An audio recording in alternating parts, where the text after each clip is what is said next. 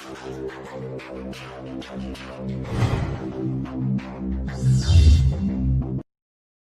Everyone, आज इस video में हम देखने वाले हैं number of atoms per unit cell, जो आपका सोलर स्टेट के न्यूमेरिकल्स में बहुत काम आने वाला है। तो देखिए, आपके सिलेबस में ये 4 टाइप के आपके पास क्यूबिक यूनिट सेल हैं।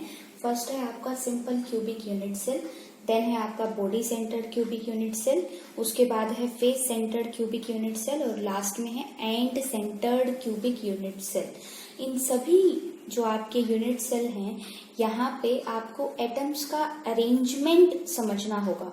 देखिए, सिंपल क्यूबिक जो यूनिट सेल है, यहाँ पे जो ये एटम्स हैं, जो ये यहाँ पे मैंने आपको ब्लैक डॉट से दिखाया है, तो ये जो आपके एटम्स हैं, ये आपके कहाँ पे होंगे? आपके होंगे कॉर्नर्स पे। तो इस यूनिट सेल में, इस क्यूब में हमारे पास टोटल 8 कॉर्नर्स हैं और आपके पास जो ये एटम्स हैं, इन सभी को हमने यहाँ पे कॉर्नर्स पे अरेंज कर दिया है। देखिए, अगर आप काउंट करेंगे तो 8 कॉर्नर्स हैं, 1 2 3 4 5 6 7 एंड 8। तो ये 8 कॉर्नर्स पे आपके 8 एटम्स यहाँ पे रखे हुए हैं, राइट। अगर आप बीसीसी में जाते हैं, BCC means body centred cubic unit cell, तो यहाँ पे आपके पास जो एटम्स हैं वो कॉर्नर्स पे तो होंगे ही, उसके एडिशन में, उसके अलावा आपके पास एक एटम जो होगा वो इस क्यूबिक यूनिट सेल के सेंटर में होगा, राइट। तो इसीलिए इसका नाम है body centred cubic unit cell. Third है आपका face centred cubic unit cell.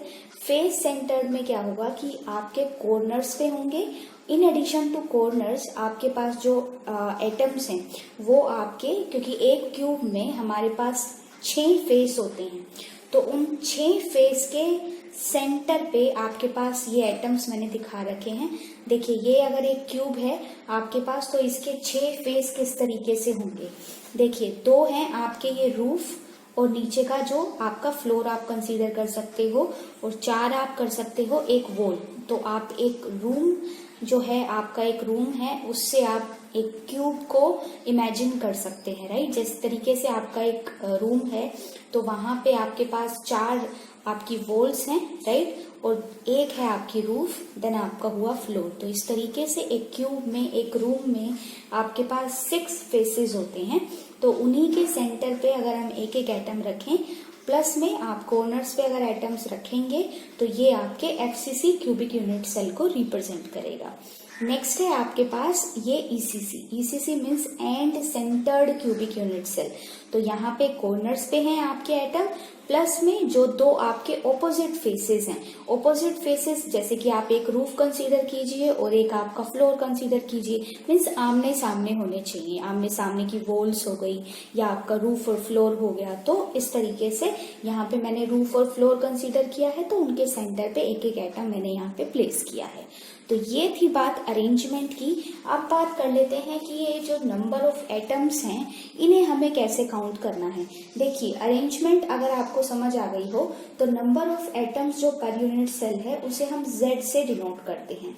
यहाँ पे एचसीसी में आपके एटम्स जो हैं वो आपके सिर्फ कॉर्नर्स पे हैं, तो 8 कॉर्नर्स हैं, इसलिए 8 एटम्स इंटू 1/8। ये जो 1/8 है, ये कॉन्ट्रीब्यूशन है इस एक एटम का इस यूनिट सेल में। तो ये 1/8 क्यों आया, राइट। तो ये क्वेश्चन जो है, इसका आंसर देखो मैं आपको देने वाली हूँ। ये जो यूनिट सेल है, या जो ये क्यूब है, या जो आपका एक रूम है, वो अगर हम 3D में कंसीडर करें, तो उससे जुड़े हुए बाकी भी यूनिट सेल होते हैं, राइट। क्योंकि एक स्ट्रक्चर अगर आप लेंगे किसी भी मॉलिक्यूल का, या किसी भी आप एटॉमिक स्ट्रक्चर जब आप लेंगे 3D में, तो बहुत सारे एटम एक साथ जुड़े होते हैं। और 3D में जो ये आपका एक एटम है, ये डायरेक्ट कांटेक्ट में होता है 8 यूनिट सेल के, 8 यूनिट सेल के डायरेक्ट कांटेक्ट में होता है। तो अगर हम एक यूनिट सेल का कंट्रीब्यूशन निकालेंगे तो वो कितना होने वाला है, 1/8। इसलिए जब आप इसे सोल्व करेंगे 8 इंटू 1/8, तो ये आपके पास आने वाला है 1। तो यहाँ पे एससीसी में जो Z की वैल्यू होगी वो होगी 1। बीसीसी में कॉर्नर्स पे अगेन आप लिखेंगे 8 इंटू 1/8, देन आप लिखा है यहाँ पे 1 इंटू 1। जो ये 1 इंटू 1 है, ये है आपका कि number of atoms at the centre into its contribution. तो सेंटर पे हमारे पास एक एटम है, प्लस में आपको यहाँ पे मल्टीप्लाई करना है उसका कंट्रीब्यूशन। देखिए जो एटम आपके रूम के बिल्कुल सेंटर में है या जो आपके क्यूब के सेंटर में है, तो वो जो आपका एटम है उसको कोई और यूनिट सेल टच नहीं कर रहा, उसके डायरेक्ट कांटेक्ट में नहीं है, राइट। तो उसका कंट्रीब्यूशन हम जो लेते हैं वो कंप्लीट 100% लेते हैं, मीन्स 1 लेते हैं, राइट। तो आपका हो जाएगा यहाँ पे 8 इंटू 1/8 प्लस 1, तो 1 + 1 हो जाने वाला है यहाँ पे 2। नेक्स्ट ले रहे हैं हम यहाँ पे face centred cubic unit cell. तो यहाँ पे आपको मैंने बताया कि एटम्स जो हैं वो कॉर्नर्स पे हैं, प्लस आपके जो 6 फेसेस हैं उनके सेंटर पे हैं। तो कॉर्नर्स पे, तो जैसे कि हमने पहले वाले 2 केसेस में किया 8 इंटू 1/8, अब जो 6 कॉर्नर्स हैं हमने उनके सेंटर पे 6 एटम रखे हुए हैं, हर फेस के सेंटर पे एक एटम। तो 6 एटम हो गए आपके हर फेस के सेंटर पे, प्लस जो इसका आपका कॉन्ट्रीब्यूशन है उसे समझिए। देखो इंटू 1/2 लिखा है मैंने, तो फेस जो है, एक फेस जो है वो आपको क्या होगा, सपोज कीजिए आप ये रूफ को कंसीडर करते हैं, जो ये रूफ आपको बनाई हुई है, सपोज कीजिए ये जो रूफ है ये इससे ऊपर भी एक यूनिट सेल होगा, राइट। तो वो जो है वो उससे ऊपर वाले यूनिट सेल के लिए फ्लोर का काम करेगी, राइट। तो इस तरीके से एक यूनिट सेल जो है उसका कंट्रीब्यूशन इस फेस के लिए होता है 1/2, राइट। तो ये हो गया 8 into 1/8 plus 6 into 1/2 means 1 + 3 4, right. Then हम चलते हैं लास्ट अपना ईसीसी पे, जो आपका end centred cubic unit cell है।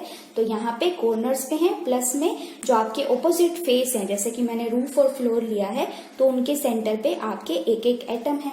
तो 8 इंटू 1/8 आपके कॉर्नर्स के लिए, प्लस में 2 जो आपके 2 एटम मैंने फेस के सेंटर पे रखे हैं जो आमने सामने के हैं, इंटू 1/2। मैंने आपको यहाँ भी बताया है कि जो आपका फेस होगा वहां पे कंट्रीब्यूशन आपने 1/2 लेना है। तो 1 + 1 2। तो इस तरीके से आप नंबर ऑफ एटम्स को समझ सकते हैं और पुट कर सकते हैं बहुत सारे न्यूमेरिकल्स में। If you like this video please like, share and subscribe our channel, and for more discussion you can join our Facebook group, and if you want to get good books of chemistry then you can join our Telegram channel. All the links are given in the description box. Thanks for watching.